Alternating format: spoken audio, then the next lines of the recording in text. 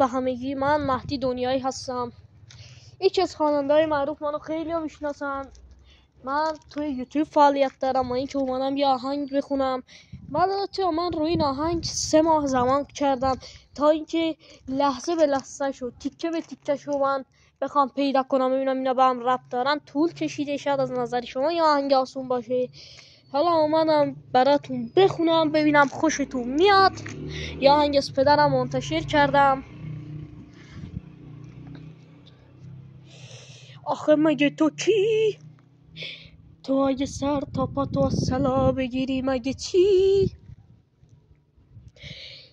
تو کلن همینی، تو ولی اینو یادت باشه یه روز میمیری، بعد از من حلالیت میایی که بگیری. به فکر اون موقعتم باش. آخه این کاری که میکنی راش آخر به بدبختی میرسه.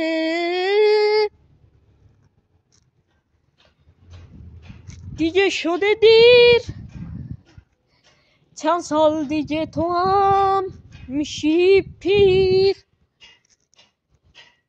تو اگه خاکم چشماتو بکنه سیر، تو بازم همینی. و اینکه این آهنگو من خوندم، این آهنگ 1 دقیقه و 42 ثانیه است.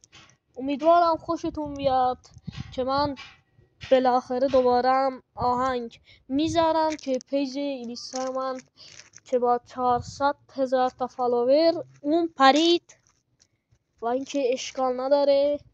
به سلامت.